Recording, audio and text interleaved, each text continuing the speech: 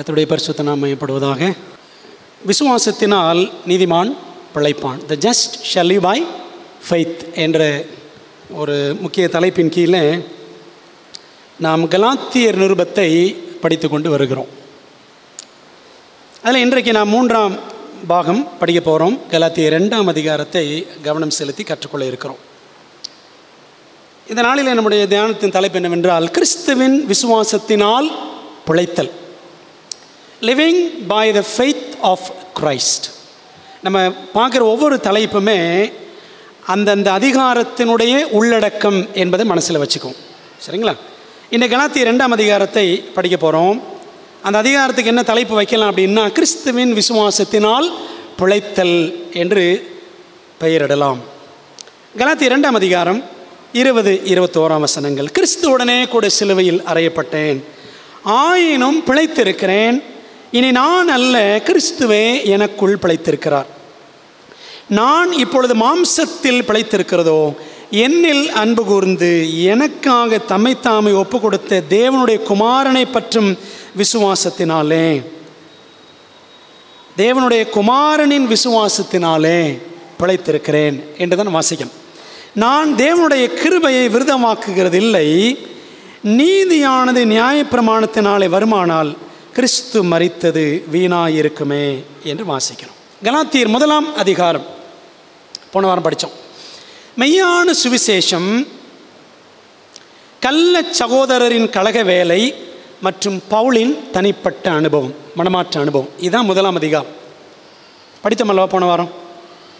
மெய்யான சுவிசேஷம் எப்பேற்பட்ட கொடூரனையும் குணசீலனாக மறுரூபமாக்கும் என்பதே 1ஆம் அதிகாரத்தின் நற்செய்தி. சரிதானே? போன வாரம் அந்த செய்தி கேட்டோம். சவுலை ஆண்டவர் எப்படி மாற்றினார். ஒருவேளை அந்த சத்தியத்தை படிக்கும் பொழுது, எங்கள் வீட்டில் அவர் அப்படி இருக்கிறாரு, என் கணவர் இப்படி இருக்கிறாரு, என்னுடைய மாமியார் அப்படி இருக்கிறாங்களே, நான் பழகக்கூடிய நண்பர் இப்படி இருக்கிறாரு, அப்படிலாம் நம்ம நினச்சிருக்கலாம். தேவன் ஒரு சவுலை மாற்றினார். எவரையும் மாற்ற தேவனால் கூடும் என்பதுதான் 1ஆம் அதிகாரம் நமக்கு சொல்லக்கூடிய சத்தியம். கலாத்தியர் 1ஆம் அதிகாரம் மறுரூபமாக்கும் சுவிசேஷ வல்லமையின் படித்தோம். சரிதானே? கலாத்தியர் 2ஆம் அதிகாரம் 1ஆம் அதிகாரத்தினுடைய தொடர்ச்சி. பவுல் மனமாற்றம் அடைந்து 17 ஆண்டுகளுக்கு பின் எருசலேமில் கூடிய சங்கம், ஆலோசனை சங்கம், அதில் நடந்த சர்ச்சை, அதன் விளைவாக நிலைநாட்டப்பட்ட சுவிசேஷ சத்தியம், இதுதான் கலாத்தியர் 2ஆம் அதிகாரம். சரிங்களா?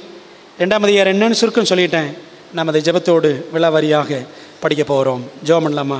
நல்ல தகப்பனே, இந்த வேளையில் கலாத்தியர் 2ஆம் அதிகாரத்தை படிக்க போகிறோம். விசுவாசத்தினால் நீதிமான் பிழைப்பான். இதனுடைய பொருள் என்ன என்பதை கர்த்தருடைய ஆவியானவர்களுக்கு கற்றுக் கொடுக்க வேண்டும் என்று ஜெபிக்கிறோம். கர்த்தாவே, உடைய நல்ல ஆவியானவர் எங்களை செம்மையான வழியில் நடத்துவாராக. சத்திய ஆவியானவர் சகல சத்தியத்திற்குள்ளும் எங்களை நடத்துவாராக. எங்களை தாழ்த்தி ஒப்புக் கொடுக்கிறோம். கர்த்தாவை சொல்லும் அடியார்கள் கேட்கிறோம்.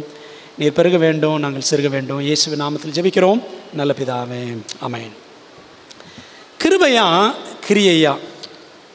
பவுல் பர்னபா இருவரும் 1ஆம் மிஷனரி பயணத்தின் போது அவர்கள் பல இடங்களில் புறஜாதிகள் மத்தியில் ஊழியம் செய்தார்கள். அது அப்போஸ்தலர் 13-14 அதிகாரங்கள் வாசிக்கிறோம் 1ஆம் மிஷனரி பயணம் பற்றி. அப்படி ஊழியத்தை முடிச்சுட்டு அந்தியோகியாவுக்கு அவர்கள் திரும்புகிறார்கள்.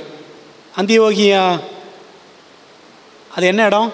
புறஜாதிகளுக்கான ஊழிய தலைமையகம் அங்கே இருக்கிறது. எப்படி நமக்கு சவுத் தமிழ் கான்ஃபரன்ஸ் அப்படின்னா தலைமையகம் எங்கே?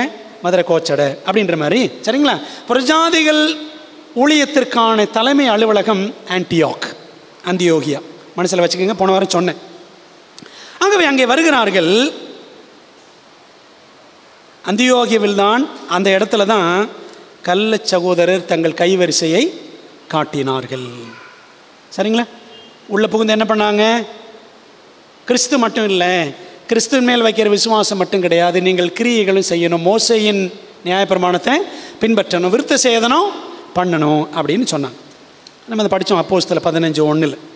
கிருபை மற்றும் கிரியை, ஜீசஸ் ப்ளஸ் மோசஸ் என்ற ஒரு கலப்பட உபதேசத்தை சில யூதர்கள் என்ன செஞ்சாங்க? உட்புகுத்த முயன்றார்கள். பவுல் அதை துணிவுடன் எதிர்த்தார். கிருபையா கிரியையா, கிறிஸ்துவா நியாயப்பிரமாணமா, நல்ல சுவிசேஷமா கள்ள சுவிசேஷமா என்ற ஆவிக்குரிய போராட்டம் ஆரம்பிக்கிறது. அந்த போராட்டத்தை தான் கலாத்தியர் 2ஆம் அதிகாரத்தில் படிக்கிறோம். எருசலேம் ஆலோசனை சங்கத்தில் என்ன நடந்துச்சு? கலாத்தியர் 2ஆம் அதிகாரம் திருப்பிக் கொள்ளுமா? கலாத்தியர் 2ஆம் அதிகாரம் முதல் 3 வசனங்களை நாம் படிப்போம். 14 வருஷம் சென்ற பின்பு நான் தீத்துவை கூட்டிக் கொண்டு பர்மாவுடனே கூட மறுபடியும் எருசலேமுக்கு போனேன். தமஸ்கு சாலையின் மனமாற்ற அனுபவத்துக்கு பின் 3 ஆண்டுகள் அரபியா சென்று தமஸ்குவுக்கு மீண்டும் வந்த பவுல் பின்னர் முதல் முறையாக எருசலேம் சென்றார் என்று கலாத்தியர் 1:18 வாசிக்கிறோம். கலாத்தியர் 1:18 பாருங்களேன். 3 வருஷம் சென்ற பின்பு பேதுருவை கண்டுகொள்ளும்படி நான் எருசலேமுக்கு போய் அவனிடத்தில் 15 நாள் தங்கியிருந்தேன். அரபியாவில் 3 வருஷம் இருந்துட்டு அவர் என்ன செய்கிறார்? மீண்டும் தமஸ்குக்கு வந்தார். முதல் முறையாக எருசலேம் போனார். கலாத்தியர் 1:18 படிக்கிறோம். கலாத்தியர் 2:1 பாருங்க. 14 வருஷம் சென்ற பின்பு, அந்த 14 + 3 எத்தனை? 17. அப்போ 17 வருஷத்துக்கு அப்புறம் அவர் மறுபடியும் என்ன செய்கிறாருன்னா மீண்டும் எருசலேமுக்கு வருகிறார். சரிங்களா? இது 2ஆம் சந்திப்பு. எருசலேமுக்கு செகண்ட் விசிட் வருகிறார். அதாவது 17 வருஷங்களுக்கு அப்புறம் கிபி 51 தீத்து என்ற புறஜாதியிலிருந்து கிறிஸ்தவனாக மாறிய கிரேக்கனை தன்னுடன் எருசலேமுக்கு அழைத்து செல்லுகிறார் பவுல். பர்னபாவும் கூட போகிறார். சரிங்களா? பவுல், பர்னபா, தீத்து எல்லாம் எருசலேமுக்கு போகிறாங்க. எப்படி போனார் என்றால் 2ஆம் வசனம் பாருங்க. நான் தேவ அறிவிப்பினாலே போய், ஆங்கிலத்தில் இருக்கும் பை ரெவலேஷன், தேவ வெளிப்பாட்டினால் நான் எருசலேமுக்கு போனேன். I went up by revelation. நான் தேவ அறிவிப்பினாலே போய், அதாவது எருசலேம் ஆலோசனை சங்கம் நடக்கிறது, ஒரு கான்ஃபரன்ஸ் நடக்கிறது, எல்லாரும் தேர்தல் நடக்கிறது, வாருங்க அப்படி லெட்டர் போட்டு கூப்பிடல. எப்படி போனாரா பவுல்? தேவ அறிவிப்பினாலே போனார். புறஜாதிகளிடத்தில் நான் பிரசங்கிக்கிற சுவிசேஷத்தை அவர்களுக்கு விவரித்து காண்பித்தேன். ஆயினும் நான் ஓடுகிறதும் ஓடினதும் வீணாகாதபடிக்கு எண்ணிக்கை உள்ளவர்களுக்கே தனிமையாய் விவரித்து காண்பித்தேன். சரிங்களா? எண்ணிக்கை உள்ளவர்கள்னா யூதர்களில் கொஞ்சம் பேருக்கு, புறஜாதிகள் மத்தியில் பவுல் எப்படிலாம் அந்த ஊழியம் செஞ்சார், பவுல் பர்னபா ஊழியம் செஞ்சு எப்படி தேவன் நன்மைகள் செய்தார் அப்படின்றத கொஞ்சம் பேருக்கு ஒரு ப்ரைவேட் மீட்டிங், ஒரு தனி கூட்டத்தில் இவங்களுக்கு சொல்லிக் கொடுக்குறார், சொல்கிறார். சரிங்களா? ஆலோசனை சங்கம் இன்னும் கூடலை, கவனிங்க. தனிப்பட்ட முறையில் தேவன் செய்த காரியங்களை சிலருக்கு, சபை தலைவர்களுக்கு பவுல் விவரித்தார். சரிங்களா? அது அப்போஸ்தலர் 14ஆம் அதிகாரத்தில் 27ஆம் வசனத்தில் படிக்கலாம். அப்போஸ்தலர் 14:27. அவர்கள் அங்கே சேர்ந்த பொழுது சபையை கூடி வரச் செய்து தேவன் தங்களை கொண்டு செய்தவைகளையும் அவர் புறஜாதிகளுக்கு விசுவாசத்தின் கதவை திறந்ததையும் அறிவித்து அங்கே சீஷருடனே கூட அநேக நாள் சஞ்சரித்திருந்தார்கள் அப்படின்னு பார்க்குறோம். புறஜாதிகள் மத்தியில் பவுல் பர்னபாவின் ஊழிய அறிக்கையை கேட்ட சில யூதர்கள் வெகுண்டெழுந்து, ஒரு புறஜாதியான் கிறிஸ்தவன் ஆவதற்கு முன் முதலாவது அவன் யூதனாக வேண்டும் என்று சொன்னார்கள். சரிங்களா? இப்படி பவுல் பர்னபா பேசிகிட்டு இருக்கிறாங்க. சில யூதர்கள் எழும்பி, புறஜாதிகள் மத்தியில் ஊழியமா, புறஜாதிகள் இயேசுவை ஏற்றுக்கொண்டார்கள் அப்படின்னு ஒரு யூதன் சொன்னதை கேட்ட உடனே, இந்த யூதன் பவுல் இவனே நம்மகிட்ட போனவன், இவன் என்ன பண்ணுறான், இயேசுவை பற்றி சொல்லி அவங்களெல்லாம் கிறிஸ்தவங்களாக்குறான். ஒரு யூதன் கிறிஸ்தவன் ஆவதற்கு முன் அவன் முதலாவது யூதனாக வேண்டும் அப்படின்னு இந்த யூதர்கள் பயங்கர கோபமாக பேசுகிறாங்க. இந்த பிரச்சனைக்கு தீர்வு காண, சரிங்களா, கிறிஸ்து ப்ளஸ் கிரியைகள் இதெல்லாம் செய்யணும், ரட்சிப்பு விருத்த சேதனம் பண்ணணும், விசுவாசம் ப்ளஸ் விருத்த சேதனம், இப்படிலாம் ஒரு பிரச்சனை அப்போ ஓடிச்சு. இதற்காகத்தான் தெய்வாதீனமாக பவுல் எங்கே வர்றாரு, எருசலேமுக்கு வருகிறார். சரிங்களா? யாரும் ஒரு ப்ராப்ளம் இருக்குது நீங்கள் வாங்க அப்படின்லாம் சொல்லலை. 3ஆம் வசனம் கலாத்தியர் புத்தகத்தில் 2ஆம் அதிகாரம் வசனம் 3 பார்க்கலாமா? ஆனாலும் என்னுடனே கூட இருந்த தீத்து கிரேக்கனாய் இருந்தும் விருத்த சேதனை பண்ணி கொள்ளும்படிக்கு கட்டாயம் பண்ணப்படவில்லை. தீத்து கூட தான் இருக்கான், அவன் ஒரு புறஜாதியான் கிரேக்கன், அவனை விருத்த சேதனம் பண்ணுறதுக்கு யாரும் என்ன செய்யலை, கட்டாயப்படுத்தவில்லை. விருத்த சேதனம் என்ற வில்லங்கம் அடிமைத்தன நுகம், அதை பற்றி கலாத்தியர் 2 அதிகாரம் 4-6 வரைக்கும் வாசிக்கிறேன். கிறிஸ்து இயேசுவுக்குள் நமக்கு உண்டான சுயாதீனத்தை, சுதந்திரத்தை, விடுதலையை உளவு பார்த்து நம்மை நியாயப்பிரமாணத்திற்கு அடிமைகளாக்கும் பொருட்டாக பக்க வழியாய் நுழைந்த கள்ள சகோதரர் நிமித்தம் அப்படி ஆயிற்று. சுவிசேஷத்தின் சத்தியம் உங்களிடத்தில் நிலைத்திருக்கும்படி நாங்கள் ஒரு நாளிகையாகிலும் அவர்களுக்கு கீழ்ப்படிந்து இணங்கவில்லை. இந்த மாதிரி விருத்த சேதனம் பண்ணணும், நியாயப்பிரமாணத்தின்படி நடக்கணும், அப்படி இப்படின்னு இந்த கள்ள சகோதரர் பேசுகிறாங்க. நாங்கள் 1 மணி நேரம் கூட என்ன செய்யலை, அவங்களுக்கு இணங்கவில்லை.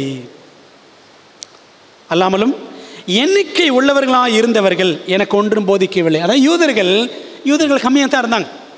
ஆனால் இந்த பவுல் பர்னபா ஊழியம் செஞ்ச உடனே யூதர்களை காட்டிலும் புறஜாதிகள் நிறைய பேர் ஆண்டவரை ஏற்றுக்கிட்டாங்க. சரிங்களா? அதனால தான் எண்ணிக்கை உள்ளவர்கள் சொல்கிறாரு யூதர்களை. அவர்கள் எனக்கு ஒன்றும் சொல்லிக் கொடுக்கல, என்ன சத்தியத்தை சொல்லிக் கொடுத்த யார் தான்? பவுலுக்கு இயேசு கிறிஸ்துவை வெளிப்படுத்தினார். படித்தவங்க கலாத்தியர் 1. அவர்கள் எப்படிப்பட்டவர்களாக இருந்தாலும் எனக்கு கவலை இல்லை, தேவன் மனுஷரிடத்தில் பட்சபாதம் உள்ளவர் அல்லவே. இந்த யூதர்கள் அவங்க எப்படினாலும் பரவாயில்ல, எனக்கெல்லாம் கவலையே இல்லை அப்படின்றார் பவுல். ஏன் அப்படின்னா, இப்போ ஒரு கூட்டம் யூதர்கள் வில்லங்கம் பண்ணிக்கிட்டு இருக்கிறாங்க. கலாத்தியர் 2 அதிகாரத்தை அப்போஸ்தலர் 15 அதிகாரத்தோடு ஒப்பிட்டு படிக்க வேண்டும். சரிங்களா? எருசலேம் ஆலோசனை சங்கம் என்ன நடந்துச்சுன்றதை அப்போஸ்தலர் 15 படிக்கணும். ஏனென்றால் முதலாம் எருசலேம் ஆலோசனை சங்க நிகழ்வின் பதிவுகளை லூக்கா என்ன செய்கிறாரு, அப்போஸ்தலர் 15 அதில் விவரித்து எழுதி வைத்திருக்கிறார். அப்போஸ்தலர் லூக்கா, ரெண்டுமே யார் தான் எழுதினா? லூக்கா தான் எழுதினார். பவுல் பர்னபா இருவரும் புறஜாதிகள் மத்தியில் செய்த ஊழியங்களை விவரித்த போது சில யூதர்கள் விருத்த சேதனம் என்ற வில்லங்கத்தை முன்வைத்தார்கள். சரி, விருத்த சேதனம்னா என்ன? ஆபிரகாம் நாட்களில் தேவன் யூதர்களிடம் கையளித்த ஒரு சடங்கு, அப்படி தானே? அது 17 அதிகாரம். அதாவது யூதர்கள் மத்தியில் பிறந்த ஆண் பிள்ளைகளுக்கு அவர்கள் பிறந்ததிலிருந்து 8ஆம் நாளில் அவர்கள் ஆண் உறுப்பில் என்ன செய்யணும், இருக்கிற நுனித்தோலை வெட்டணும். சரிங்களா? விருத்த சேதனம். முஸ்லீம்கள் சுன்னத்து கல்யாணம்னு சொல்லுவாங்க. இந்த விருத்த சேதனம் என்பது ஆண்டவர் ஆபிரகாம் நாட்களிலேயே ஏற்படுத்தினார். விருத்த சேதனத்துக்கு இணங்குதல், கீழ்ப்படிதல் என்பது முழு நியாயப்பிரமாணத்தையும் ஏற்று, முழு யூத பிரமாணம், சரிங்களா, முழு யூத பிரமாணத்தையும் ஏற்று அதற்கு கீழ்ப்படிய வேண்டிய ஒன்று. விருத்த சேதனத்தை பண்ணால் மற்ற எல்லாத்தையுமே பண்ணணும் யூத பிரமாணத்தின் அடிப்படையில். அப்படி செய்வது ரட்சிப்பை மனித சக்திக்கு உட்பட்டதாக கருதுவதற்கு சமம்.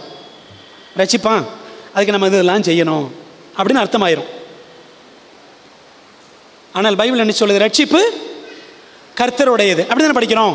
யோனா 3:8, யோனா 2:9, சங்கீதம் 3:8 படித்து பாருங்கள். 2 இடத்துல வாசிக்கிறோம். ரட்சிப்பு கர்த்தருடையது, அவர் அதை கொடுக்கிறார். யூதர்கள் என்ன செஞ்சிட்டாங்க?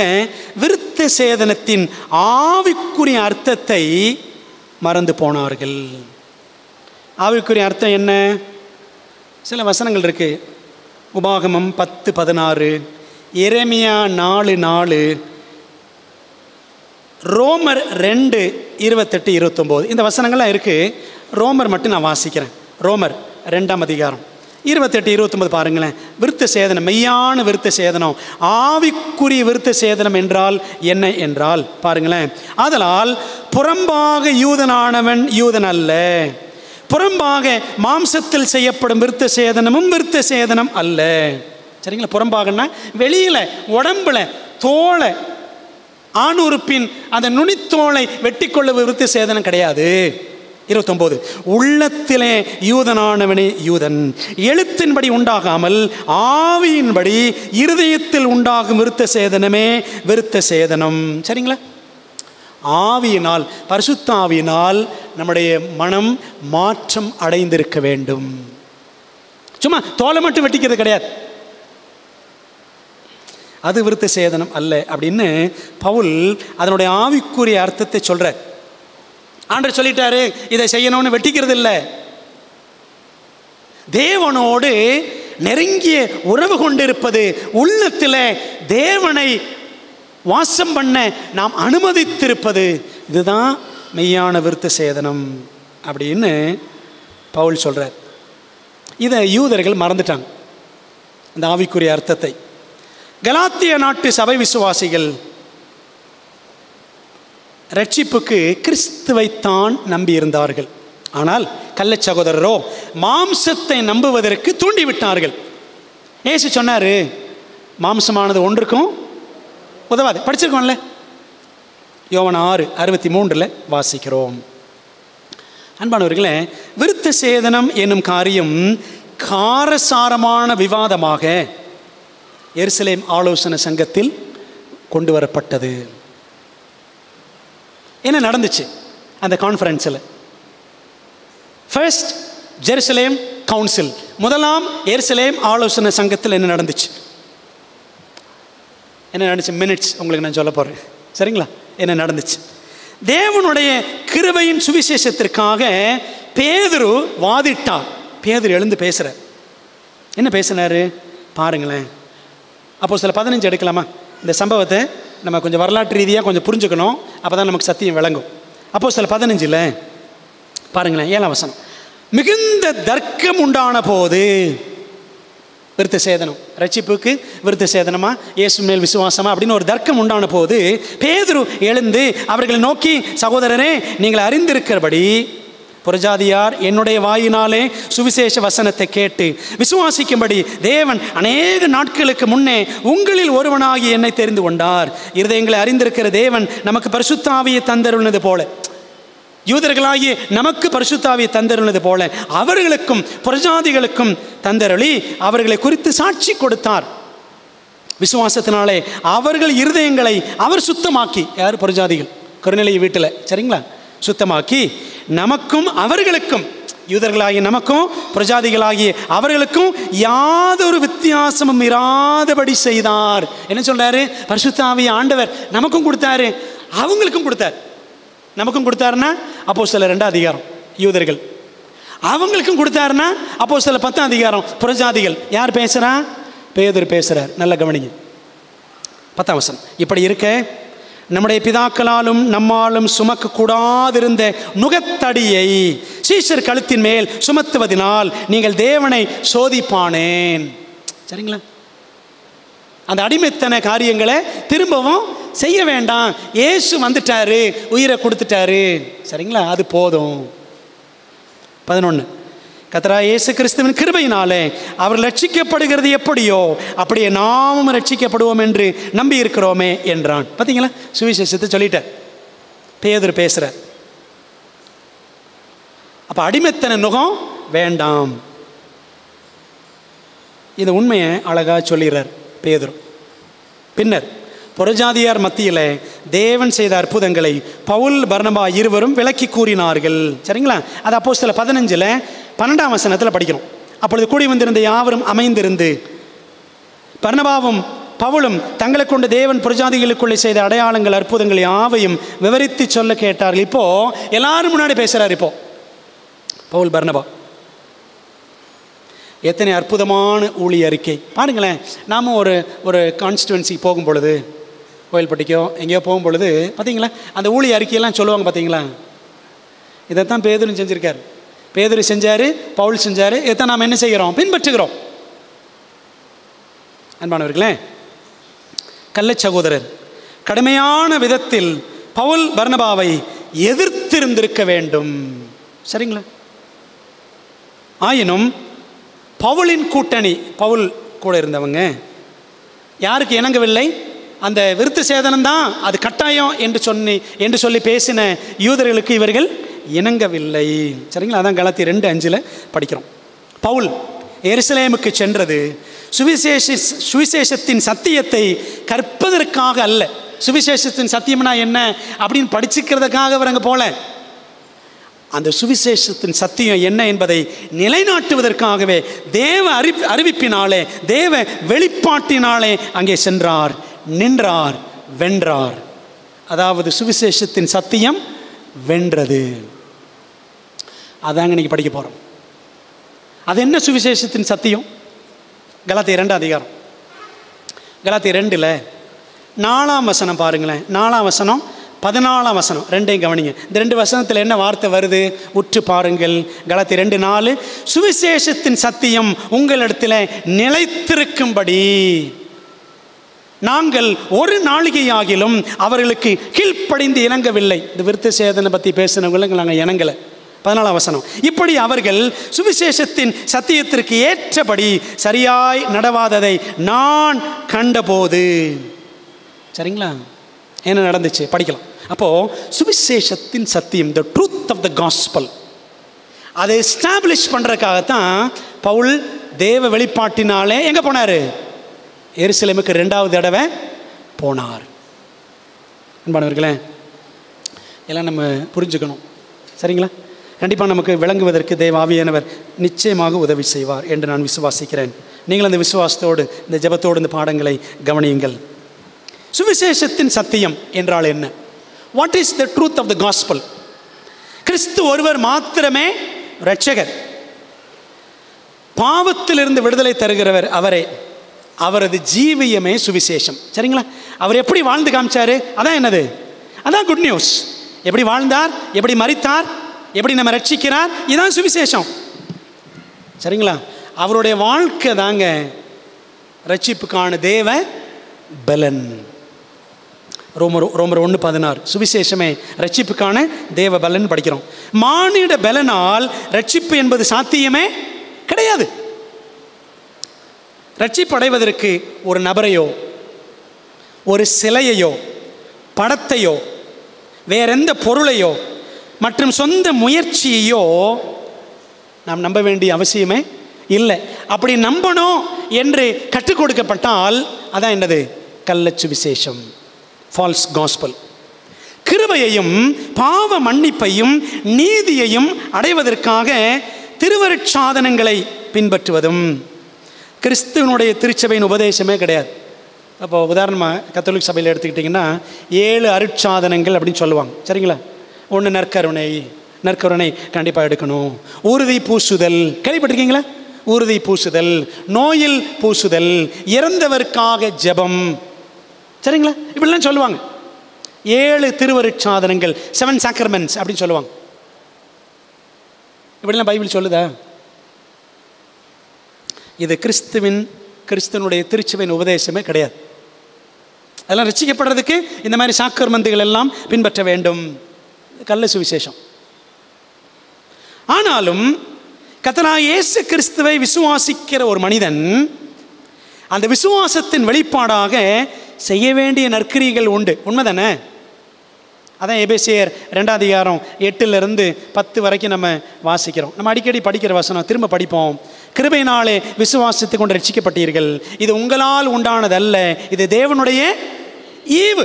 ரட்சிப்பு அவர் நம்ம கொடுக்குற விசுவாசம் எல்லாமே. ஒருவரும் பெருமை பாராட்டாதபடிக்கு இது கிரியைகளினால் உண்டானதல்ல.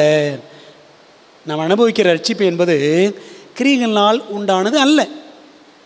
10ஆம் வசனம், ஏனெனில் நற்கிரியைகளை செய்கிறதற்கு நாம் கிறிஸ்து இயேசுக்குள் சிருஷ்டிக்கப்பட்டு தேவனுடைய செய்கையாக இருக்கிறோம். பாருங்களேன், இப்போ என்ன அர்த்தம்? நாம் ரட்சிக்கப்படுறதுக்காக கிரியைகள் செய்வது கிடையாது. நாம் கிருபையினால் ரட்சிக்கப்பட்டு இருக்கிறோம். அதன் அடையாளமாக தான் என்ன செய்கிறோம்? கிரியைகள் செய்கிறோம். இதாங்க எபேசியர் 2 படிக்கிற சத்தியம். நற்கிரியைகள் செய்தால் ரட்சிப்பு என்பதல்ல, ரட்சிக்கப்பட்டதால் நற்கிரியைகள் செய்கிறோம் என்பதே சுவிசேஷத்தின் சத்தியம். புரியுதா உங்களுக்கு? இதற்காகத்தான் பவுல் நின்றார். எல்லா காலத்துக்கும் இதுவே சுவிசேஷம். சரிங்களா? பைபிளில் நான் படிக்கிறோம், இயேசு சொன்னார், நானே வழியும் சத்தியம் சொன்னார்ல. இயேசுவே சத்தியம், யோவான் 14:6. பிதாவானவரே சத்தியம், 1 யோவான் 5:20 படிச்சு பாருங்க. மட்டுமல்ல, ஆவியானவரே சத்தியம், 1 யோவான் 5:6. பைபிளில் இருக்கல, யோவான் 14 அதிகாரத்தில் சத்திய ஆவியானவர். படிக்கணும்ல, யோவான் 14, 15, 16 அதிகாரம். சத்திய ஆவியானவர். பிதாவும் சத்தியம், குமாரனும் சத்தியம், ஆவியானவர் சத்தியம். இவங்க தாங்க சத்தியம். வேற யாரும் சத்தியமே கிடையாது. ஆகவே சுவிசேஷத்தின் சத்தியத்தை நேரடியாக தேவனிடமிருந்தே பெற்றார் பவுல். சத்தியம் தேவனுடையது. சத்தியம் வேதத்தில் உள்ளது. இதில் உள்ளதான் சத்தியம். ஆகவே எந்த மனுஷனையும், போப்பையோ பிஷப்பையோ ஒரு போதகரையோ ஒரு இடத்தையோ, இந்த இடத்துக்கு போனால் ரட்சிப்பு, ஒரு அமைப்பையோ அல்லது இந்த அமைப்புக்கு போனா, ரோமாபுரிக்கு போனா ரட்சிப்பு கிடைச்சிரும், அப்படிலாம் கிடையாது. சத்தியத்தின் பிறப்பிடம் யார் தான்? தேவன் மட்டும்தான், வேதம் மட்டும்தான். அன்பான தேவ பிள்ளைகளே, இதான் கலாத்தியர் 2:6 பொருள். சத்தியத்தை எனக்கு தேவன் தான் கற்றுக் கொடுத்தார், எந்த யூதனும் எனக்கு சொல்லிக் கொடுக்கல அப்படின்னு பவுல் சொல்றாரு. ஆகவே சத்தியம் தேவனிடத்திலிருந்து மட்டும்தான் ஒரு மனிதன் பெற முடியும் அப்படின்னு கலாத்தியர் 2:6 நமக்கு சொல்லிக் கொடுக்கிறது. முதலாம் எருசலேம் ஆலோசனை சங்கத்தில் இப்படி காரசாரம விவாதம் நடந்துச்சு. என்ன தீர்மானம் எடுத்தார்கள்? கலாத்தியர் 2:7 முதல் 10 வசனங்களை பாருங்களேன்.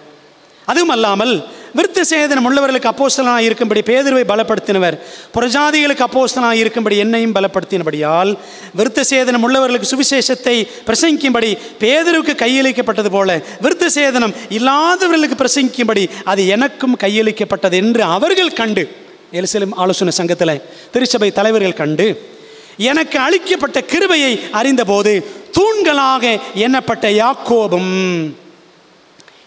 யாக்கோபுனா யாரு? அப்போஸ்தலர் 12 அதிகாரம் 1-2 வசனத்தில் தலை வெட்டி கொல்லப்பட்டான அந்த யாக்கோபு கிடையாது. சரிங்களா? அந்த யாக்கோபு கிடையாது. யோவானுடைய சகோதரன் யாக்கோபு கிடையாது. இங்கே இருக்கிற யாக்கோபு யாரு? கர்த்தருடைய சகோதரனாகிய யாக்கோபு அப்படின்னு கலாத்தியர் 1:19 படிக்கிறோம். அவர் தான் 2:9 வருகிறார். சரிங்களா? அவர் தான் அப்போ இருந்த திருச்சபையின் தலைவர், யூத சபையின் தலைவர் அவர் தான் இருந்தார், யாக்கோபு. கேபா யாரு? பேதுரு. யோவான், அப்போஸ்தலன் யோவான். இந்த மூவரும் தாங்கள் விருத்த சேதனம் உள்ளவர்களுக்கும் நாங்கள் புறஜாதிகளுக்கும் பிரசங்கிக்கும்படி அந்நியோனிய ஐக்கியத்துக்கு அடையாளமாக எனக்கும் பர்னபாவுக்கும் வலதுகை கொடுத்து தரித்திரரை நினைத்து கொள்ளும்படிக்கு மாத்திரம் சொன்னார்கள். அப்படி செய்யும்படி அதற்கு முன்னமே நானும் கருத்துள்ளவனாய் இருந்தேன். என்ன நடக்குதுன்னா, ஒரு தீர்மானம் எடுக்கிறான். ஆரம்பத்தில் புறஜாதியாருக்கு சுவிசேஷத்தை கொண்டு போனது யாரு? யார் முதல்ல கொண்டு போனா? பேதுரு. அப்போஸ்தலர் 10 அதிகாரம் கொர்நேலியு வீட்டார். கொர்நேலியு ஒரு ரோமன், சரிதானே? ஆரம்பத்தில் அவர் தான் கொண்டு போனார். ஆனால் பிற்பாடு பேதுரு ஆண்டவர் யாருக்குன்னு மாற்றிறாரு? யூதர்களுக்கு அப்போஸ்தலனாக மாற்றிறாரு. விருத்த சேதனம் உள்ளவர்களுக்கு அப்போஸ்தலன் பேதுரு. அப்படி தான் 8ஆம் வசனத்தில் படிக்கிறோம், கலாத்தியர் 2:8. புறஜாதியாருக்கு அப்போஸ்தலன் யாரு? பவுல். அதான் பவுல் எழுதுறார். சரிங்களா? இது அப்போஸ்தலர் நடவடிக்கைகளில் பார்த்தீங்கன்னா முதல் 12 அதிகாரங்கள் பேதுருவின் ஊழியங்கள், நேற்று இரவு சொன்னேன். பிற்பாடு அப்போஸ்தலர் 13-28 அதிகாரம் வரைக்கும் பார்த்தீங்கன்னா பவுலின் ஊழியங்கள். சரிங்களா? என்று இரு அப்போஸ்தல துருவங்களாக அவர்கள் விளங்கினார்கள் என்பது நமக்கு தெரியும், புலனாகும். எருசலேமை தலைமையாய் கொண்ட ஆதி திருச்சபை, அதனுடைய தலைவர் யாருன்னா யாக்கோபு. உங்களுக்கு நான் சொன்னேன். சரிங்களா? மார்க் 6ஆம் அதிகாரம் 3ஆம் வசனம் படிச்சிங்கன்னா இயேசு கிறிஸ்துவின் சகோதரருக்கு 4 பேர் படிப்போம். சரிங்களா? யாக்கோபு, யூதா, யோசே, சீமோன் அப்படி 4 பேர். அந்த யாக்கோபு தான் இவர். ஆகவே இந்த யாக்கோபு என்ன செய்கிறாரு? எழுந்து நிற்கிறார். எழுந்து நின்று இப்படி காரசாரமாக விவாதம் நடக்குது எருசலேம் ஆலோசனை சங்கத்தில். அதை நிறைவு செய்யும் விதமாக காரியத்தின் கடைத்தொகையை எடுத்து கூறினார். முடிவை சொல்கிறார். அப்போஸ்தலர் 15 அதிகாரம் 13-21 வரைக்கும் அவர் பேசுகிறார். சரிங்களா? நீங்கள் படித்து பார்த்துக்கங்க. என்ன சொன்னார் தெரியுமா? ஒரு புறஜாதியான் கிறிஸ்தவனாக வேண்டும் என்றால் அவன் முதலாவது யூதனாக வேண்டிய அவசியம் இல்லை என்பதை யூதனான யாக்கோபு தெளிவுபடுத்தினார். யூதர்களும் புறஜாதிகளும் இயேசுவில் வைக்கும் விசுவாசத்தினாலேயே ரட்சிக்கப்படுகிறார்கள் என்பதே சங்கத்தின் தீர்ப்பு. எழுந்து யார் பேசினா? யாக்கோபு பேசினார். அவங்க என்ன கண்டுபிடிச்சாங்கன்னா, அந்த தலைவர்கள் தேவ ஆவியினால் நடத்தப்படுகிறவர்கள், ஆவியானவர் மற்றவர்கள் மூலம் கிரியை செய்கிறதையும் இனம் கண்டு கொள்வார்கள். அப்படித்தானே? பாருங்களேன், இப்போது உங்ககிட்ட ஆவியானவர் இருக்கிறாருன்னா இன்னொருத்தர்கிட்டையும் ஆவியானவர் கிரியை செய்கிறது உங்களுக்கு தெரியும், சரிதானே? அவனமாக ஆவியை பெற்றிருந்த அப்போஸ்தலர்கள் தேவன் பவுலையும் புறஜாதிகள் மத்தியில் விசேஷ பணிக்காக தெரிந்து கொண்டிருப்பதை உணர்ந்து கொண்டார்கள். பவுல் சொல்கிறது சரிதான் என்று புரிஞ்சுக்கிட்டாங்க. சரிங்களா? அப்போ நீங்கள் என்ன செய்யுங்க, பவுல் பர்னபா எல்லாத்தையும் சொல்லிட்டாங்க, நீங்கள் போய் என்ன பண்ணுங்க, புறஜாதிகள் மத்தியில் ஊழியம் செய்யுங்க அப்படின்னு சொல்லி என்ன பண்ணாங்களாம், கை கொடுத்தாங்களாம், வலது கை கொடுத்தாங்களாம். அதான் கலாத்தியர் 2:9 படிக்கிறோம். தொடர்ந்து நீங்கள் புறஜாதிகள் மத்தியில் ஊழியம் செய்யுங்க, ஆனால் தரித்திரரை ஏழைகளை மாத்திரம் மறந்துடாதீங்கன்னு சொன்னாங்களாம். சரிங்களா? பவுல் அப்படி ஏழைகளை மறந்துட்டாரா? மறக்கலை. சரிங்களா? அது சொல்கிறாரு, அப்படி செய்யும்படி அதற்கு முன்னமே நானும் கருத்துள்ளவனாக இருந்தேன். பவுல் தனது முதலாம் மிஷனரி பயணத்தை துவங்கிறதுக்கு முன்பாக செய்த ஊழியமே பஞ்சத்தால் பாதிக்கப்பட்டவர்களுக்கு பணத்தை கொண்டு போய் சேர்க்கும் பொறுப்பு தான். அந்தியோகிய சபையார் பணத்தை சேகரித்து, பாருங்களேன், இந்த புறஜாதி சபையார் தான் பணத்தை சேகரித்து பர்னபா பவுல் என்பவர் கரங்களிலே கொடுத்து எருசலேமுக்கு யூதர்களுக்கு அனுப்பினார்கள். சரிங்களா? இது அப்போஸ்தலர் 11ஆம் அதிகாரத்தில் கடைசி 5 வசனங்கள் படிங்க, உங்களுக்கு புரியும். அப்போ ஆரம்பமே பவுல் ஆரம்பத்தில் செஞ்ச ஊழியமே என்ன ஊழியம் தான்? பணத்தை கொண்டு போய் கஷ்டப்படுறவங்களுக்கு உதவி செய்தார். இது நமக்கு ஒரு பாடங்க. ஆண்டவர் நம்ம நல்லா வச்சிருக்கிறாரா, ஆசீர்வாதமாக வச்சிருக்கிறாரா, என்ன செய்யணும்?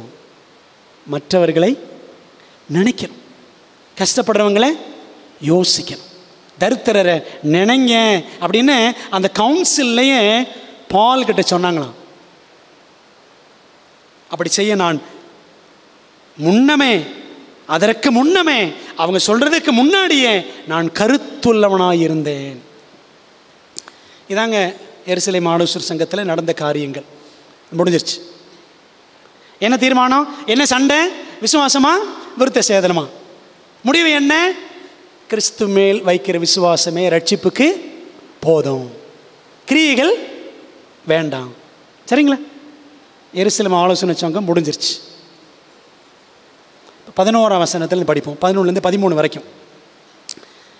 மேலும் பேதுரு அந்தியோகியாவுக்கு வந்தபோது அவன் மேல் குற்றம் சுமந்ததினால் நான் முகமுகமாய் அவனோட எதிர்த்தேன். இப்போ பேதுரு எங்கே வர்றாரு? அந்தியோகியாவுக்கு வர்றார். புறஜாதிகள் தலைமையகம் எங்கே இருக்கு? அந்தியோகி. அங்கே வர்றார். அங்கே வந்து பேதுரு ஏதோ தப்பு பண்ணிடுறாரு. சரிங்களா? யார் எதிர்க்கிறான்? பவுல் நான் முகமுகமாய் அவனோட எதிர்த்தேன். 12ஆம் வசனம்.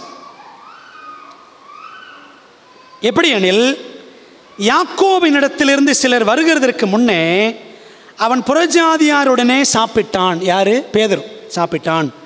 அவர்கள், அந்த யூதர்கள் வந்த போதோ விருத்த சேதனம் உள்ளவர்களுக்கு, யூதர்களுக்கு பயந்து விலகி பிரிந்தான். 13. மற்ற யூதரும் அவனுடனே கூட மாயம் பண்ணினார்கள். அவருடைய மாயத்தினாலே பர்னபாவும் இழுப்புண்டான். பாருங்க, இப்போ பேதுரு என்ன செய்றாரு? அந்தியோகியாவுக்கு வந்துடுறார். அந்தியோகியா பட்டணத்துக்கு வந்துடுறார். யூதர் புறஜாதியார் எல்லாரோடும் பேதுரு பாரபட்சம் இன்றி பழகினார். சரிதானே? அவர் எப்படி தானே சொன்னார்? அப்போஸ்தலர் 15 படித்தோம்ல, அவங்களுக்கும் பரிசுத்த ஆவி கொடுத்தாரு, நமக்கும் கொடுத்தாரு. நாம் எப்படி இயேசு மேல் விசுவாசம் வச்சு ரட்சிக்கப்படுறோம், அதே மாதிரி தான் புறஜாதிகளும். அவங்களுக்கு நமக்கும் வித்தியாசமே கிடையாது. அதனால தான் பரிசுத்த ஆவியை தேவன் நமக்கு பொழிந்தது போல் அவர்கள் மேலும் பொழிந்தருளினார்னு சொன்னவர் இப்போ ஒரு டிராமா ஆடிடுறாரு. விளங்குதா அவங்களுக்கு? பேதுருவின் கபட நாடகம். எல்லாரும் கிறிஸ்துவில் ஒரே குடும்பமே என்றும் அவர் உணர்ந்திருந்தபடியால் தான் கொர்நேலிய குடும்பத்தாருக்கு சத்தியம் அறிவித்தார் பேதுரு.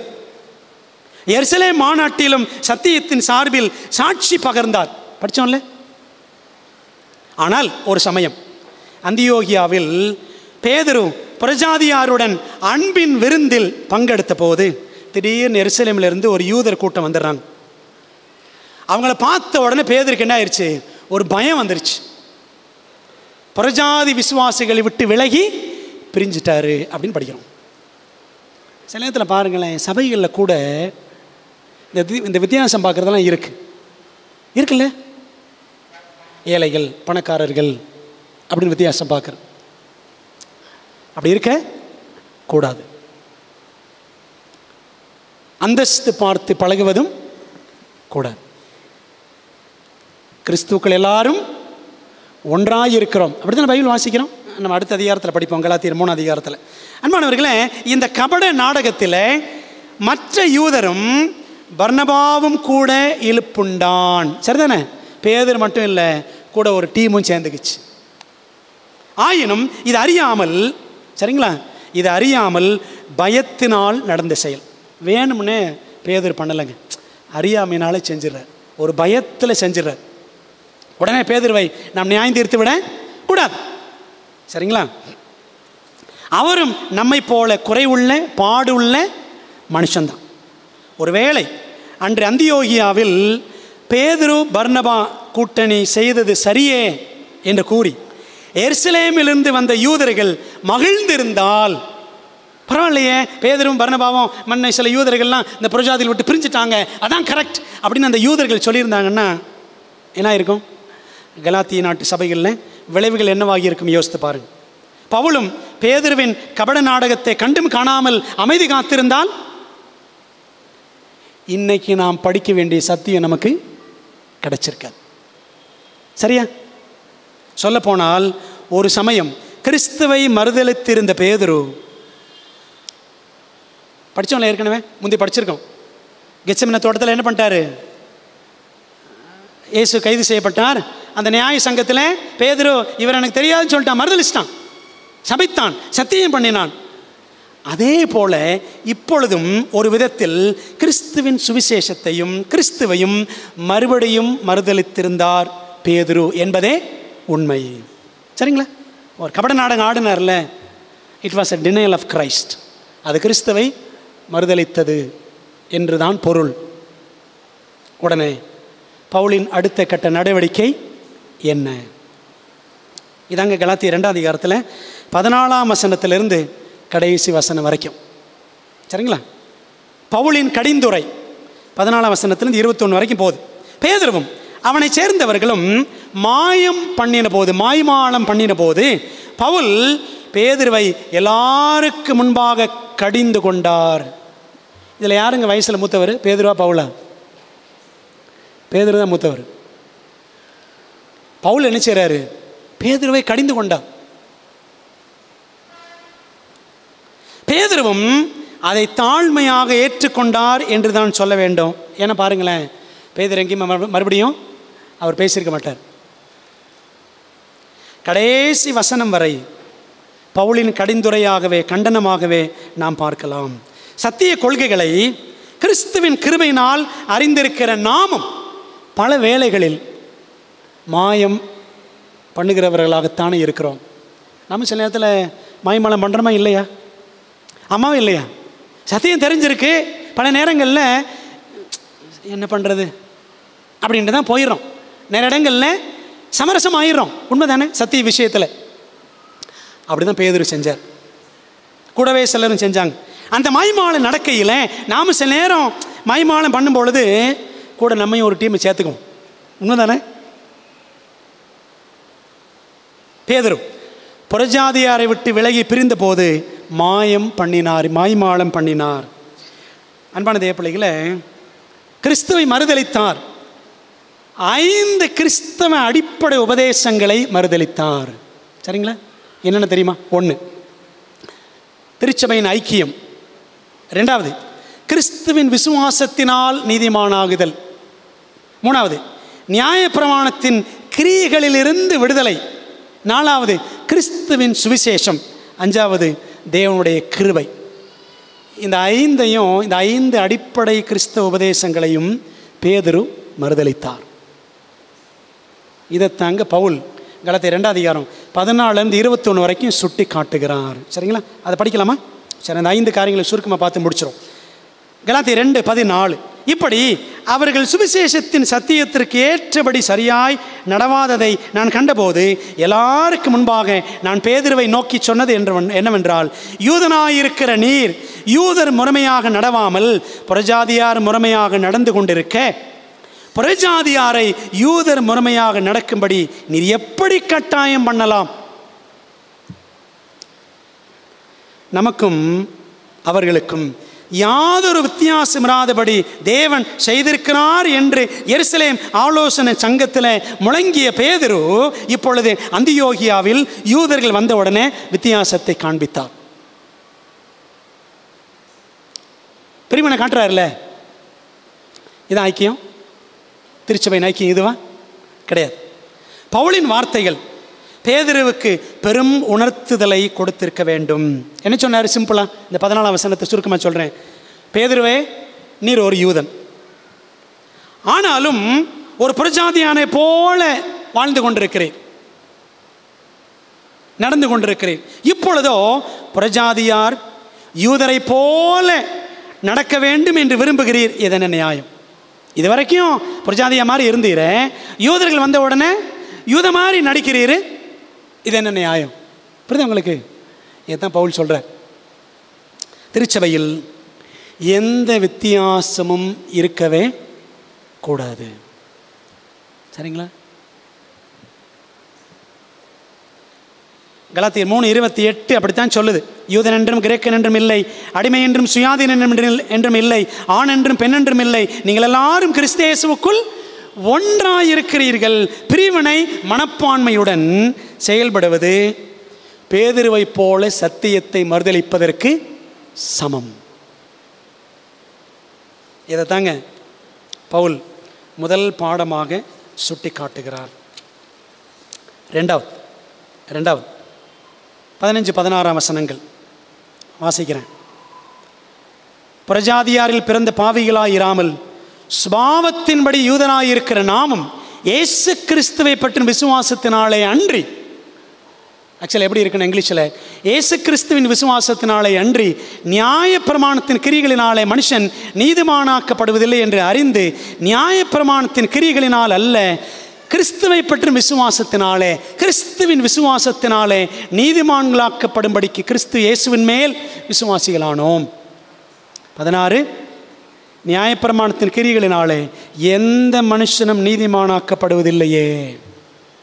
ரெண்டாவது பாடம் என்ன சொல்லிக் கொடுக்கிறாருன்னா, கிறிஸ்துவின் விசுவாசத்தினால் நீதிமான் ஆகுதல். உள்ளதை உள்ளபடி நாம் புரிந்து கொண்டால் குழப்பமே இருக்காது. நீங்கள் பாருங்கள், இந்த கலாத்தியர் 2:15 இயேசு கிறிஸ்துவை பற்றும் விசுவாசம் படிக்கிறோம். ஆக்சுவலாக the faith of Jesus Christ, இயேசு கிறிஸ்துவின் விசுவாசம் என்று தான் படிக்கணும். மறுபடியும் 2:15 கிறிஸ்துவை பற்றும் விசுவாசம் படிக்கிறோம். த ஃபெய்த் ஆஃப் கிரைஸ்ட், கிறிஸ்துவின் விசுவாசம் என்று தான் புரிஞ்சுக்கணும். கலாத்தியர் 2:20 பாருங்க. 2:20 தேவனுடைய குமாரனை பற்றும் விசுவாசம்னு இருக்கு கடைசியில். ஆங்கிலத்தில் பாருங்க, the faith of the son of God, தேவ குமாரனின் விசுவாசம் அப்படி தான் புரிஞ்சுக்கணும். வெளிப்படுத்தல் 14:12 படித்தோன்னா அதில் படிக்கிறோம், தேவனுடைய கற்பனைகளையும் இயேசுவின் மேல் உள்ள விசுவாசத்தையும் காத்துக்கொள்ளுகிறவர்களாய் பரிசுத்தவான்களை பொறுமை இதில் விளங்கும் படிக்கிறோம். இயேசு கிறிஸ்துவை அந்த வசனத்தில் பார்த்தீங்கன்னா இயேசுவின் விசுவாசம் அப்படி தான் இங்கிலீஷில் இருக்கும். ஃபெய்த் ஆஃப் ஜீசஸ், வெளிப்படுத்தல் 14:12. அன்பான தேவ பிள்ளைகளே, விசுவாசத்தை துவக்குகிறவரும் முடிக்கிறவரும் யார் தான்? இயேசு தான். எபிரேயர் 12:1. இயேசுவின் விசுவாசத்தை தவிர வேறு எந்த விசுவாசமும் இல்லை. அந்த விசுவாசமானது, இயேசுவின் விசுவாசமானது நமக்குள்ள எப்படி வருது? விசுவாசம் கேள்வினாலே வரும், கேள்வி தேவனுடைய வசனத்தினாலே வரும். ரோமர் 10:17. அதாவது விசுவாசம் ஆண்டோடைய வசனத்தை கேட்க கேட்க விசுவாசம் வரும். அந்த வசனம் நமக்குள்ளே செல்லும் பொழுது என்ன வரும்? விசுவாசம் வரும். ரோமர் 10:17 படிக்கிறோம். தேவ வார்த்தையின் மூலம் உண்டாகிற தேவ ஈவாகிய விசுவாசமானது தேவனுடைய கிரியைகளை நமக்குள் உண்டு பண்ணுகிறது. இந்த விசுவாசம் தானாக வர்றது கிடையாது, ஆண்டோடைய ஈவு. அவர் வசனத்தின் வழியாக நமக்குள் அந்த விசுவாசம் உண்டாகிறது. அந்த விசுவாசம் என்ன பண்ணும்? தேவனுடைய கிரியைகளை நமக்குள் உண்டு பண்ணும். நமது விசுவாசத்தை தேவனுக்கு முன்பாக நன்றாக ஏற்புடையதாக ஆக்குவதற்கு நமது பாவகரமான கிரியை எதுவுமே தேவையில்லை. சரிங்களா? இதை பண்ணணும், அதை பண்ணணும், அப்படி செய்யணும், இப்படி செய்யணும், அப்படி இல்லை. விசுவாசமே நமக்குள் நன்மையானதை உண்டு பண்ணுகிறது. நமது அரைகுறை முயற்சி அதற்கு அவசியம் இல்லை.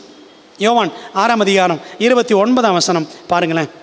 யோவான் 6ஆம் அதிகாரம் வசனம் 29 வாசிக்கிறோம்.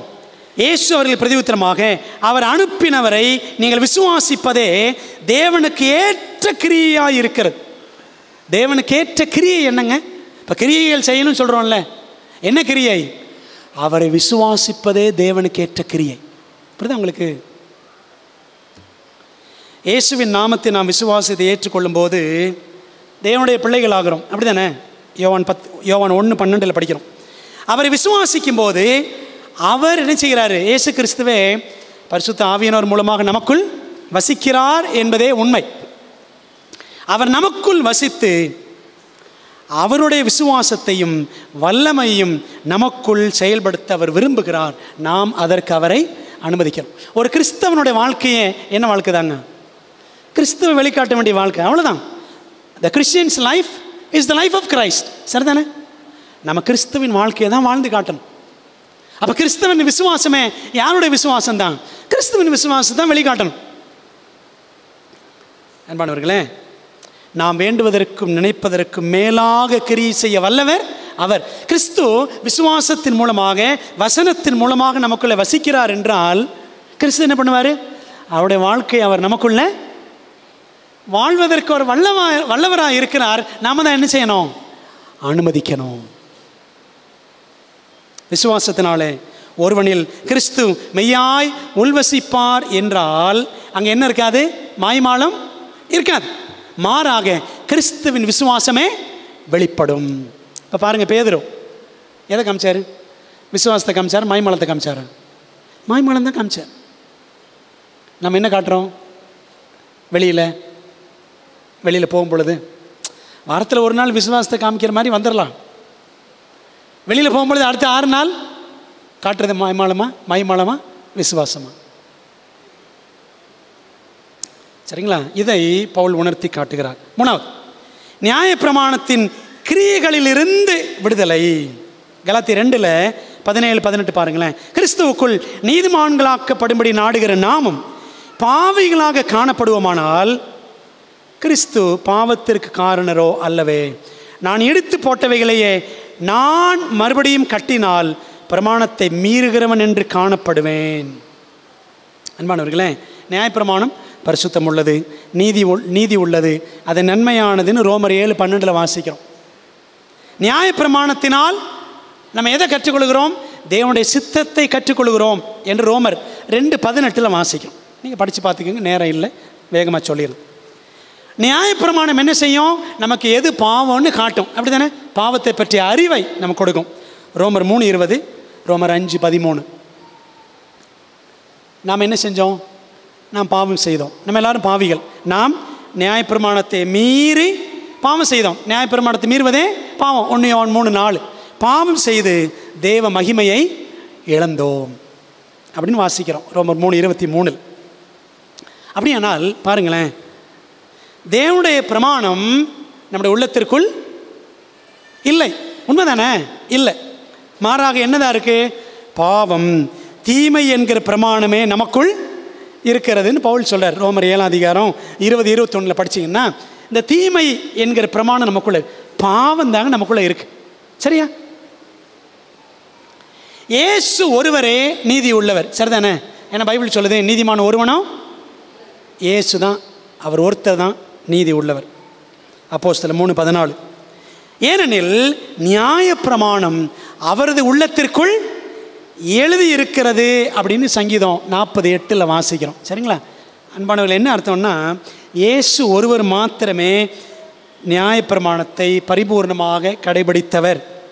அவர் மட்டுமே பரிபூர்ணமாக கடைபிடிக்கவும் முடியும். சரிங்களா? நம்மால் முடியாது. நம்முடைய பலத்தினால் முடியவே முடியாது. ஆகையால் நமக்குள்ளே யார் இருக்கணுங்க? இயேசு நமக்குள்ளே இருக்கணும். சரிங்களா? அவர் நமக்குள் இருந்தால், உயிருள்ள தேவன் நமக்குள் இருந்தால் நமக்குள்ள என்ன இருக்கும்? உயிருள்ள விசுவாசம் இருக்கும். அதாவது அவருடைய ஜீவியம் இருந்தால் மட்டுமே நாம் நீதிமான்களாக்கப்பட முடியும். புரியுதா உங்களுக்கு? அப்போ அந்த கிறிஸ்துவின் விசுவாசத்தை வெளிப்படுத்தணும். அப்படி வெளிப்படுத்துகிறவர்கள் தான் நீதிமான்களாக்கப்பட முடியும். நம் சொந்த பலத்தினால் நியாயப்பிரமாணத்தின் கிரியைகளை செய்து நாம் நீதிமான்களாகவே முடியாது. தேவனே தமது ஆவியானவர் மூலம் கட்டளைகளின்படி நம்மை நடக்க செய்வார். பாருங்களேன், கட்டளைகளை நம்ம கடைபிடிக்க முடியுமாங்க? நம்மளால் முடியுமா? பிரதர் பாடத்தில் சொன்னாங்க, கோம்ஸ் பிரதர் சொன்னாங்க, செவந்திரேக்காரன்னா 10 கட்டளை 10 கட்டளை 10 கட்டளை 10 கட்டளை இதைத்தான் சொல்கிறது. முக்கியம்தான். ஆனால் யாரை சொல்கிறது இல்லை, யாரை காட்டுறது இல்லை? இயேசுவை காட்டுறது கிடையாது. உண்மைதானே? அன்பான தேவ பிள்ளைகளை, 10 கட்டளை 10 கட்டளைன்னு சொல்கிறோம். நம்மளால் கடைபிடிக்க முடியுதா? நம்முடைய பலத்தினால முடியலை. ஆனால் அவருடைய கட்டளைகளின்படி நம்ம யார் நடக்க செய்வார் தெரியுமா? ஒரு வசனம் பாருங்களேன். எசேக்கியேல் 36, முக்கியமான ஒரு வேத பகுதி வாசிப்போம். எசேக்கியேல் 36 25 27 வரைக்கும் பாருங்களேன். அப்பொழுது நான் உங்கள் மேல் சுத்தமான ஜலம் தெளிப்பேன். ஜலம் என்றால் பரிசுத்த ஆவி. நான் உங்களை எல்லா அசுத்தங்களையும் உங்களை எல்லா நரகலான விக்கிரகங்களையும் நீக்கி உங்களை சுத்தமாக்குவேன். நீங்கள் சுத்தமாவீர்கள். உங்களுக்கு நவமான இருதயத்தை கொடுத்து உங்கள் உள்ளத்திலே புதிதான ஆவியை கட்டளையிட்டு, ஆவியானவர் என்ன செய்வார்? நம்மை புதிதாக்குவார். புதிதாக்கும் ஆவியானவர், அதான் புதிதான ஆவி. புதிதான ஆவியை கட்டளையிட்டு கல்லான இருதயத்தை உங்கள் மாம்சத்திலிருந்து எடுத்து போட்டு சதையான இருதயத்தை உங்களுக்கு கொடுப்பேன். 27 முக்கியமான வசனம். உங்கள் உள்ளத்தில் என் ஆவியை வைத்து உங்களை என் கட்டளைகளில் நடக்கவும் என் நியாயங்களை கை கொள்ளவும் அவைகளின்படி செய்யவும் பண்ணுவேன். என்ன அர்த்தங்க? கட்டளைகளின்படி நாம் நடக்க முடியாது. வசனம் என்ன சொல்லுது? என்னுடைய ஆவியை உங்கள் உள்ளத்தில் நான் வைப்பேன். உங்களை என் கட்டளைகளில் நடக்கவும் என் நியாயங்களை கை கொள்ளவும் அவைகளின்படி செய்யவும் பண்ணுவேன். I will help you to do it. I will help you to accomplish. I will do it through my spirit. புரியுதா உங்களுக்கு? ஆண்டவர் சொல்றாரு, என்னோட ஆவியினால என்னுடைய கட்டளையின்படி நீங்கள் நடக்க நான் பண்ணுவேன். நம்மால முடியாது. சரிதானே? பிரியமான தேவ பிள்ளைகளே, கிறிஸ்துவின் விசுவாசத்தினால் நாம் நீதிமான்களாக்கப்படுகிறோம். கிறிஸ்து நமக்குள்ள வசிக்கிறார். விசுவாசத்தின் மூலமாக அவர் நமக்குள்ள வசிக்கும் பொழுது நாம் நீதிமான்களாகிறோம். அப்படி கிறிஸ்துவின் விசுவாசத்தினால் நீதிமான்கள் ஆக்கப்பட்டவர்கள் என்ன செய்ய மாட்டாங்க? பாவம் செய்ய மாட்டாங்க.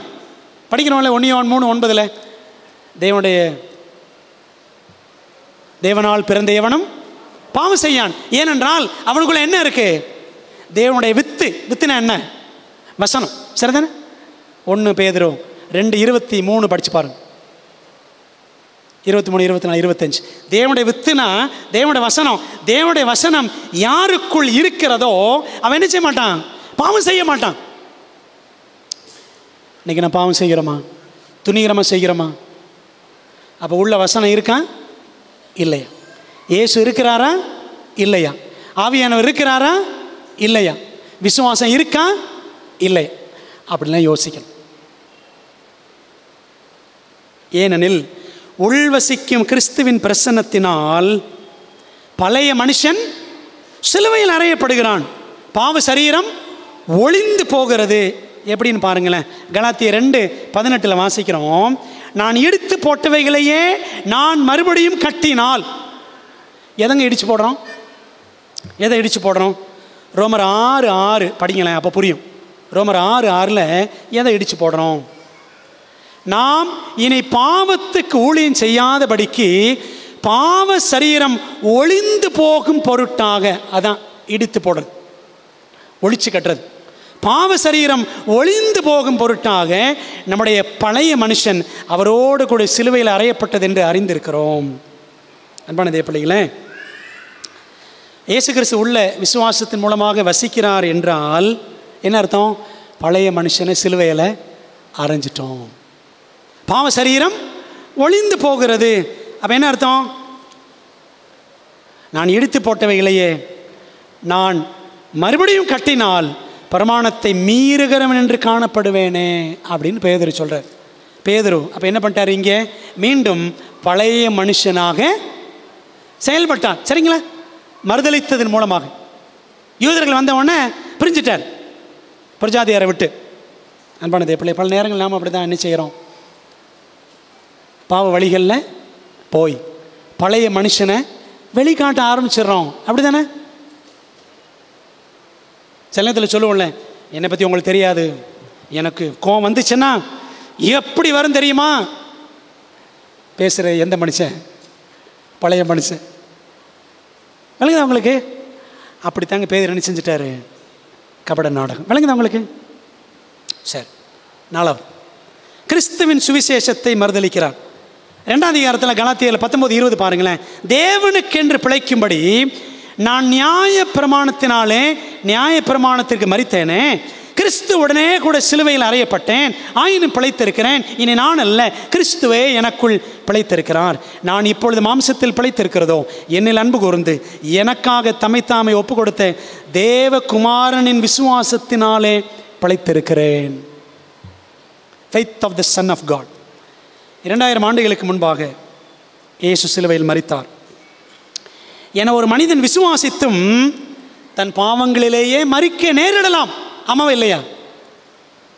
ஆனால் கிறிஸ்து எனக்குள் சிலுவையில் அறையப்பட்டு எனக்குள் உயிரடைந்திருக்கிறார் என எவன் விசுவாசிக்கிறானோ அவனுக்கே ரட்சிப்பு சொந்தமாகிறது. இயேசு வந்தாருங்க, எருசலேமில் மரித்தார், உயிரோடு எழுந்தார் அப்படின்னு ஒருத்தன் விசுவாசி செத்து போயிடலாம். ஆனால் கிறிஸ்து எனக்குள் சிலுவையில் அறையப்பட்டார், எனக்குள் உயிரடைந்திருக்கிறார் என்று யார் விசுவாசிக்கிறார்களோ அவங்களுக்கு தாங்க ரட்சிப்பு சொந்தம். புரியுதா உங்களுக்கு? ஏனென்றால் உயிர்த்தெழுதலின் வல்லமையினால் கிறிஸ்து அவனுக்குள் வாசம் பண்ணுகிறார். பவுல் சொல்றார்ல, கிறிஸ்துவுடனே கூட சிலுவையில் அறையப்பட்டேன், இனி நான் அல்ல, கிறிஸ்துவை எனக்குள் பிழைத்திருக்கிறார். கிறிஸ்து சர்வலோகத்தின் பாவங்களுக்காக சிலுவையில் மரித்தார். கிறிஸ்து எனக்குள் சிலுவையில் அறையப்பட்டார் என்றால் என்ன அர்த்தம் தெரியுமா? நானும் பாவத்துக்கு மரித்தவனாக இருப்பேன். அவர் மரித்தார் மட்டுமல்ல, உயிரோடு எழுந்தார். உயிர்த்தெழுதலின் வல்லமையினாலே கிறிஸ்து எனக்குள் வாசம் பண்ணுகிறார். அப்படியானால் நாம் என்ன செய்யணும்? நாம் பாவத்திலிருந்து ரட்சிக்கப்பட்டவர்களான ஒரு வாழ்க்கையை வாழ வேண்டும். அதனால தான் அங்கே யோவான் சொன்னார், தேவனால் பிறந்த எவனும் பாவம் செய்யான். இந்த அறிக்கையில் இந்த கலாத்தியர் 2:20 படிக்கிறோம் பார்த்தீங்களா? இந்த அறிக்கையில் ஒரு கிறிஸ்தவன் நிலைத்திருக்கும் அளவும் அவன் ரட்சிக்கப்பட்டவனாகவே இருப்பான். இனி நான் அல்ல, கிறிஸ்துவே எனக்குள் பிழைத்திருக்கிறார். இதுதாங்க மெய்யான விசுவாச அறிக்கை. கலாத்தியர் 2:20 விளங்குது உங்களுக்கு? பவுலின் இந்த விசுவாச அறிக்கையினால் பேதுரு உணர்வடைந்து தன்னை தேவனுக்கு மீண்டும் அர்ப்பணித்திருக்க வேண்டும். நியாயப்பிரமாணத்தின் கிரியைகள்னால கிடையாது, கிறிஸ்துவின் சுவிசேஷத்தில் நான் வைக்கிற அந்த விசுவாசம். கிறிஸ்து நமக்காக வந்தார், வாழ்ந்தார், மரித்தார், உயிரோடு எழுந்தார். அவர் எனக்குள் மரித்தார், எனக்குள் உயிர்த்தெழுந்திருக்கிறார். அவர் எனக்குள் வாசம் பண்ணுகிறதுனால் நான் பிழைத்திருக்கிறேன், நான் வாழ்கிறேன். பிரியமான தேவப்பிள்ளைகளே, இந்த விசுவாச அறிக்கையை பவுல் செய்தார். இது நிச்சயமாக பேதுருக்குள்ளாக உணர்த்துதலை உண்டு பண்ணி இருந்திருக்க வேண்டும். தன்னை மீண்டும் தேவனுக்கு அர்ப்பணிக்க பேதுருவை நடத்தி இருக்க வேண்டும். அன்பான தேவப்பிள்ளைகளே, பல நேரங்களில் நம்ம கிரியைகளை இதை செஞ்சு அதை செஞ்சு எப்படினாலும் 10 கட்டளையை கடைபிடிச்சிட்டா பரவத்துக்கு போயிடலாம். நம்மளால் கடைபிடிக்க முடியாது. கிறிஸ்து நமக்குள் இருந்து அவருடைய ஆவியினாலே அப்படி நடக்க செய்வார். அவருடைய கட்டளைகள் படி ஆண்டவரே நீர் உள்ள இருந்து அதை செய்யும். உதாரணத்துக்கு பாருங்களேன், ஒரு குழந்தை இருக்குது, ஹோம்ஒர்க் எழுதணும், ஏபிசிடி எழுதணும், 4 லைன்ஸ் நோட்டில் எழுதணும். கையை பிடிச்சி எழுத வைக்கிறோம். சரிங்களா? அப்பாவோ அம்மாவோ அந்த குழந்தை கையை பிடிச்சி எழுத வைக்கிறோம். உண்மையிலே யாருங்க எழுதுறா? குழந்தை எழுதா, நான் எழுதுறேன்னா? யார் எழுதுறா? அப்பா தான் எழுதுறார். சரிதானே? அப்பா தான் எழுதுறார். ஆனால் டீச்சர் என்ன நினச்சிக்குவாங்க? பிள்ளை தான் எழுதியிருக்கு அப்படின்னு நினைப்பாங்க. சரிதானே? சிம்பிளுங்க. நமக்குள்ளே இருந்து, நம்மளாம் குழந்தை, தடுமாறக்கூடியவர்கள், நடுங்கக்கூடியவர்கள், நம்மளால் ஆணுடைய பிரமாணங்களை கடைபிடிக்கலாம் முடியாது. ஆனால் இயேசு நமக்குள் இருந்து அவர் என்ன செய்வாராம்? நம்மை வாழ வைப்பார். விளங்குது அவங்களுக்கு? நம்மை வாழ வைப்பார். கைப்பிடிச்சு குழந்தை எழுத வைக்கிற மாதிரி கிறிஸ்து தம்முடைய ஆவியின் மூலமாக நமக்குள் இருந்து அவர் வாழ வைப்பாருங்க. அவ்வளோதான். நம்மால் வாழ முடியாது. நம்மால் நீதியாய் வாழவே முடியாது. நீதியாகி கிறிஸ்து நமக்குள் இருந்தால் அந்த நீதியுள்ள வாழ்க்கை நமக்குள்ள இருந்து அவர் வாழ்ந்துருவார். சரிங்களா? இதாங்க கிறிஸ்துவின் விசுவாசம். ஐந்தாவது கடைசியா தேவனுடைய கிருபை. 21ஆம் வசனம் கலாத்தியர் 2:21 வாசிக்கணும். நான் தேவனுடைய கிருபையை விருதாவாக்குகிறதில்லை. நீதியானது நியாயப்பிரமாணத்தினாலே வருமானால் கிறிஸ்து மரித்தது வீணாயிருக்குமே. நியாயப்பிரமாணத்தின் கிரியைகளுக்கு திரும்புவது தேவனுடைய கிருபையை விருதமாக்குவதற்கு, வீணாக்குவதற்கு சமம். கிரியைகளை காட்டுவது அல்ல, கிறிஸ்துவை காட்ட வேண்டியதே பிரதானம். சொல்லுங்க, பேதுரு கிறிஸ்துவை காட்டினாரா? நியாயப்பிரமாணத்தின் கிரியையை காட்டினார். அதெல்லாம் காமிச்சாரு. ஐயோ யூதர்கள்லாம் வந்துட்டாங்க, நம்ம புரஜாதியோடு சேர்ந்துருக்கூடாது அப்படின்னு புரிஞ்சுட்டார். நியாயப்பிரமாணத்தின் கிரியையை தான் காமிச்சார். நாம் நேரத்தில் 10 கட்டளை ஓய்வு நாள் சொல்லும் பொழுது ஏத்தாங்க காட்டுறோம்? கிறிஸ்துவையா காட்டுறோம்? கிரியை தான் காட்டுறோம். புரியுதா உங்களுக்கு? ஆனால் பவுல் கிறிஸ்துவை காட்டினார். சரிதானே? தேவனால் பெற்ற கிருபையை உயர்த்தி காட்டினார். சரிதானே? 5 காரியங்கள் பார்த்தோம். முடிவுரையாக கலாத்தியர் 2:20 சொல்றாரு பவுல், எனக்காக தம்மை தாமே ஒப்பு கொடுத்த தேவனுடைய குமாரன். பவுலை மறந்துருங்க, அவர் இறந்துட்டார். அவர் எழுதிய வார்த்தைகள் இன்றும் ஜீவன் உள்ளவை. இயேசு என்னை நேசித்ததால் எனக்காக அவர் தம்மை தாமே ஒப்பு கொடுத்தார் என்று தனிப்பட்ட முறையில் உணர்ந்து பவுல் சொல்றார். இது தனிப்பட்ட முறையில் நாம் ஒவ்வொருவருக்கும் பொருந்தும். எனக்காக தம்மை தாமே ஒப்பு கொடுத்த தேவனுடைய குமாரன், அவர் எனக்குள் வசிக்கிறார். எத்தனை பேரின்பம்! எவ்வளோ பெரிய நற்செய்தி! அன்பான தேவ பிள்ளைகளே, விசுவாசத்தினால் நீதிமான் பிழைப்பான். கிறிஸ்துவின் விசுவாசத்தினால் நீதிமான் பிழைப்பான். ஏனெனில் கிறிஸ்து அவனுக்குள் வாழ்கிறார். சரிங்களா? ஒப்படைப்போம். இயேசுராஜா, நீங்கள் எங்களுக்குள்ளே இருந்து கிறிஸ்துவை எங்களுக்குள் வாழ்ந்து கிறிஸ்தவ வாழ்க்கையை நீரே எங்கள் மூலமாக வாழும் என்று ஒப்பு கொடுத்து வாழணும். அதான் கிறிஸ்துவின் விசுவாசம். ஜெபிப்போமா? நல்ல தகப்பனே, நல்ல பாடங்களுக்காக நன்றி. கிறிஸ்துவின் விசுவாசத்தினால் நாங்கள் எப்படி பிழைக்க வேண்டும், வாழ வேண்டும் என்பதை எங்களுக்கு உணர்த்துகிறீர். அதற்காக ஸ்தோத்திரம். கிரியைகளை அல்ல, கிருபையை சார்ந்து கிறிஸ்துவை நாங்கள் வெளிக்காட்ட எங்களுக்கு பலத்தை தாரும். ஆண்டவரே, எங்களால் நமக்கு பிரியமானபடி வாழ முடியவே முடியாது. எங்கள்கிட்ட பலன் இல்லவே இல்லை. ஆண்டவரே, கிறிஸ்துவே எங்களுக்கு பலன், சுவிசேஷமே தேவ பலன் என்று நாங்கள் கிறிஸ்துவை சார்ந்து வாழ, கிறிஸ்து எங்கள் மூலமாய் வாழ ஒப்பு கொடுக்கிறோம். இயேசுவின் மூலம் ஜெபிக்கிறோம் நல்ல பிதாவே. ஆமென்.